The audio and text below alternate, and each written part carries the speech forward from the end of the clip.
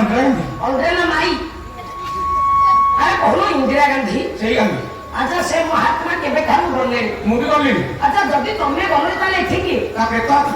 ପ୍ରେତାତ୍ମ ମହାଶୟା ଭାରତବାସୀ କିଛି କାଂଶରେ ତ୍ରୁଟି କରିଛନ୍ତି। ଆଚ୍ଛା ଯଦି ଆମେ ଏପର୍ଯ୍ୟନ୍ତ ସଦଗତି ହେଇନି। ଆଚ୍ଛା ଯଦି ଅମରାତ୍ମା ସଦଗତି ରହିଛି ଆମେ ଭାରତବାସୀ କଣ ଭୁଲ କରିଛୁ?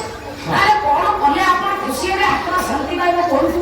କଥା କଣ କି ମୁଁ ଟିକେ ନୃତ୍ୟ ପ୍ରେମୀ ଲୋକ କଳା ପ୍ରେମୀ ଲୋକ। ଆଚ୍ଛା ଝାଡ଼ା ହେଇଥିଲି ସର୍ବପୁରକୁ ସେଠି ଦେଖିଲି ପ୍ରବଳ ମଶା ତଳକୁ ଖସି। ଆଚ୍ଛା ଯଦି ଆସିଲ ସୁବିଧା ଆରେ ଯାଦବପୁର ଜିଲ୍ଲା ମା ବିରଜାଙ୍କ କ୍ଷେତ୍ର ନଦୀ ପରିଷ୍କାର ଜାଗା ମୁଁ ନେଇଛି ଝାଡ଼ା ବସିବ ନଦୀ କୂଳ ବୁଲା ଏଇଠି ମା ତମେ ଜିନିଷ ବୁଲିବ ତୁ ଏଇଠି ଗାଁ ମୁଁ ଟିକେ ଝାଡ଼ା ବସିବ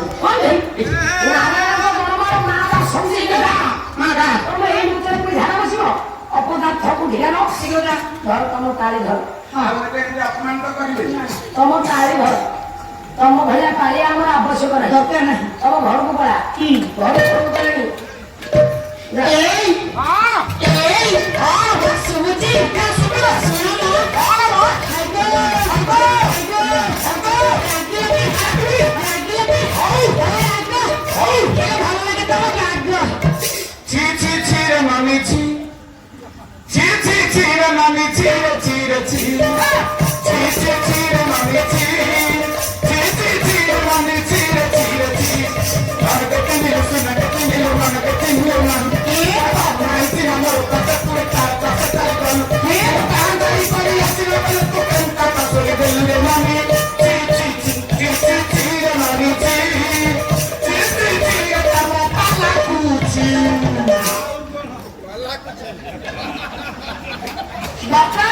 ଆପଣ ଆମ ପାଲାରେ ପାଣି ପୁରେଇ ଦେବି କଣ କରିବ?